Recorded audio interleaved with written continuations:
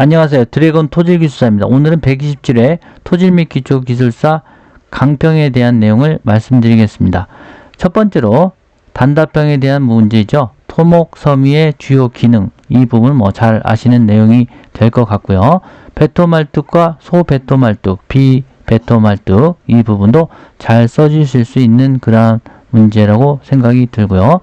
각말뚝의 선단 지지 면적, 그리고 주면장 결정 방법, 이것도 좋은 내용인 것 같고요. 그렇게 어렵지는 않은 내용으로 사료됐네요. 자, 테일보이드의 뒷체음 주입 방식 내용이 다소 약간 생소하다고 볼 수도 있지만 기존에 나왔던 내용들도 많이 있기 때문에 자, 그런 내용들을 준비하셨다고 한다면 잘 푸실 수 있는 문제이실 것 같습니다.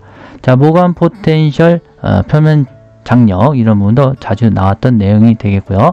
자, 팔면체에 대한 부분, 시그마1과 시그마2, 시그마3의 합이 일정한 그러한 부분에 대한 응력 불변량에 대한 내용으로 적어주시면 되겠네요. 그렇지만 한번 이렇게 생각해 볼 때 당황스럽지 않았을까라는 그런 생각도 드네요.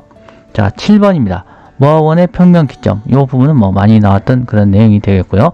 소송지수 PI와 점토의 압축성에 대한 내용, 그런 것들은 잘 적어질 수 있을 것 같고요. 지중경석의 흑막이 계측에 있어서 가장 필요한 그러한 내용 중에 하나라고 생각이 들고요.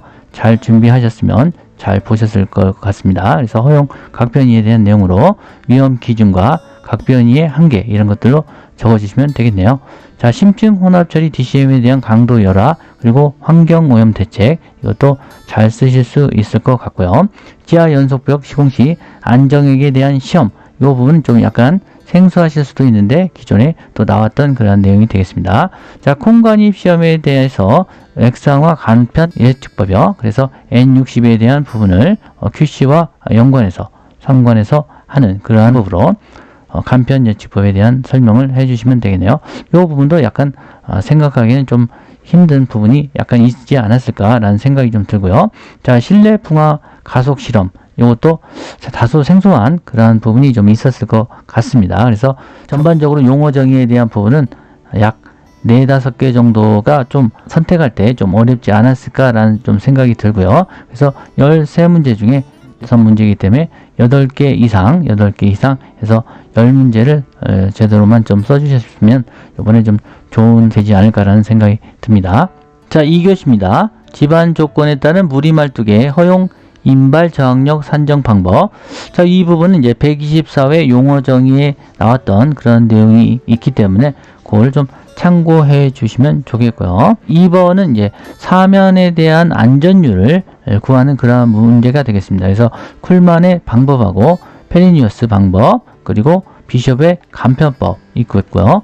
그리고 잠부의 간편법, 그리고 랭킨 토합을 이용해서 FH 높이에 대한 안전율을 구해달라, 이런 부분이 있겠습니다. 그래서 다소 이 부분은 어려운 감이 있지 않았을까라는 생각이 드는데요. 파이가 제로이기 때문에 계산이 감소되는 그런 부분이 있다고 한다면, 정확한 그러한 답이 나올 수 있는 부분만 생각할 수 있다고 한다면 좋은 성적도 있을 수 있지 않을까라는 좀 생각이 좀 들었습니다. 하지만 이 부분은 이제 선택하시진 많이 않으셨지 않았을까라는 생각이 좀 듭니다. 약간 어려운 부분이 있었던 것 같네요. 세 번째, 불교란 실외의 교란 원인하고 실내 시험, 교란도 평가 방법, 이 부분은 자주 나왔던 내용이기 때문에 잘 쓰셨을 거라고 생각이 들고요.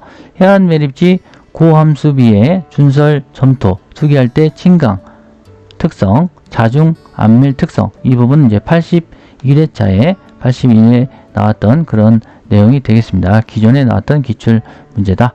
자, 흑막이 벽체의 근육 깊이 결정 시 검토해야 할 사항, 이런 것들, 수동, 주동, 분포, 토합 분포에 대한 부분, 점착력의 높이, 경험 토합 분포도, 이런 것들로 적어주시면 되겠네요.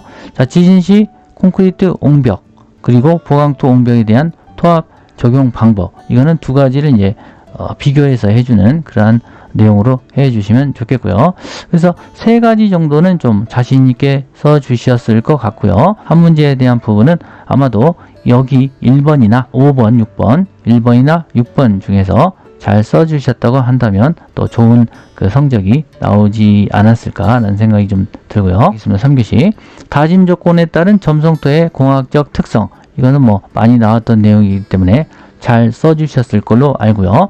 표준 안밀 시험 오이도 테스트에 대한 부분, 흙의 물성질을 결정하는 그러한 방법에 대해서 알려달라고 했습니다. 그래서 여러 가지 내용들을 가지고 적어주시면 되겠고요. 그리고 구조물의 지하수위 아래에 건설된 경우에 발생되는 양압력의 정의나 그러한 대책 방안, 설계 시 고려사항, 이것도 굉장히 자주 나왔던 내용이기 때문에 부력과 양압력의 차이로 해서 말씀을 이렇게 쭉 나열해 주시면 좋겠네요. 자, 4번은요. 기존에 82회차에 나왔던 그런 내용이 되겠습니다. 터널 안정 해석 시 굴착 과정을 모사하기 위해서 3차원 해석이 필요하지만 2차원 해석을 실시하기도 한다. 실무적으로 터널 안정 해석의 2차원 모델링 기법의 개념하고 2차원 해석을 하는 응력 분배법, 그리고 강성 변화법에 대한 이러한 하중 분배법에 대한 내용으로 적어주시면 되겠습니다. 그래서 이것도 기존에 나왔던 내용이기 때문에 잘 써주실 수 있을 것 같고요. 액성화에 대한 부분은 교각, 말뚝 기초, 건물의 직접 기초, 지중 박스 구조물을 설치하고 난다. 그래서 예상 문제점 대책, 이런 것들 뭐 잘 써주셨을 것 같고요. 폐기물 매립지, 건설 부지로 사용 시에 집안공학적 문제, 집안 환경공학적 검토사항, 이것도 잘 쓰셨을 수 있을 그런 문제로 보입니다. 그래서 1번 좋을 것 같고요. 2번 좋을 것 같고요. 3번도 좋습니다. 3번도 좋고 4번은 다소 좀 어렵게 느껴지셨을 수 있을 그런 내용일 것 같고요. 5번이죠. 5번 이렇게 적어주시면 굉장히 좋은 내용이 되지 않았을까라는 생각이 드네요. 자, 4교시 보겠습니다. 연약지반 비배수 전단 강도 CU에 대한 부분하고 이러한 연약지반 무한 궤도 장비의 주행성 확보를 위해서 샌드매트를 포설할 때 적절한 두께를 선정해달라. 그래서 실무 적용 시 유의사항, 이런 것들이 있습니다. 그래서 안전율에 대한 부분하고 중량에 대한 그러한 부분, 장비의 중량하고 궤도 길이, 폭하고 그리고 지지력 개수에 대한 부분, 하중 분산각, 그리고 형상 개수 이렇게 나와 있네요. 그래서 그 두께를 하는 그러한 공식이 있죠. 그래서 이 부분은 다소 어려운 부분으로 생각되지 않으셨을까라는 좀 생각이 들고요. 동화중에 의해서 발생되는 모래와 점토의 동적 물석지에 대한 특징, 이런 부분들은 이제 제대로 조금만 이렇게 공부를 하셨다면 알 수 있는 그런 부분이 될 것 같고요. 케이슨 기초의 치마 발생 요인, 치마량 산정 방법, 이런 부분 82회차에 나왔던 내용이 되겠고요. 전면 접착형 로폴트, 소속 영역에 설치하는 경우와 탄성 영역까지 확대 설치하는 경우에 충력 분포 차이, 충력 분포의 차이하고 집안 강도 증가 효과와 집안 반응 곡선, 이 변화에 대해서 적어주시는 그런 문제가 되겠습니다. 그래서 시멘트 밀크형이 있고요. 시멘트 몰탈형, 레진형, 이런 것들이 있다. 전면 접착형 로봇에 대한 내용이요. 그래서 이것도 조금 쓰시기에는 조금 어렵지 않았을까라는 좀 생각도 들지만 어떤 터널에 대한 부분을 접근하셔가지고 럭볼트에 대한 개념, 그리고 계측에 대한 개념으로 좀 적어주시면 어땠을까라는 생각이 듭니다.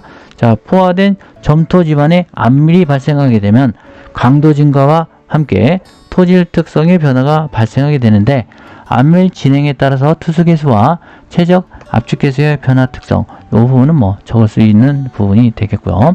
기존 시설물의 내진 보강 공사에 저유동 모르타르 주입공법의 품질 관리 방안에 대해서 써달라. 그래서 뭐 CGS나 어떤 지진 시 액성화 방지, 그런 대책들, 이런 것들 품질 관리 방안으로 써주시면 좋을 것 같습니다. 여기서도 1번, 4번 좀 제외하고요. 2, 3, 5, 6번 이렇게 적으실 때 큰 문제가 없지 않았을까 좀 생각이 들고요. 전체적으로 토질 및 기초 기술사에 대한 부분은 어려운 부분도 좀 있었지만요. 용어 정의의 부분에서는 조금 당황스러운 문제도 조금 있었을 것 같고요. 8문제에서 10문제 고르는데 큰 문제가 없었다고 한다면 그리고 서술형에서 4문제를 고르는 그러한 부분도 큰 문제가 없었던 걸로 판단이 되기 때문에 이번 시험에 공부를 조금 하셨고 계속적으로 축적된 그러한 수험생이셨다고 한다면 좋은 결과를 내실 수 있지 않을까 생각이 듭니다. 여러분들 합격을 기원합니다. 감사합니다.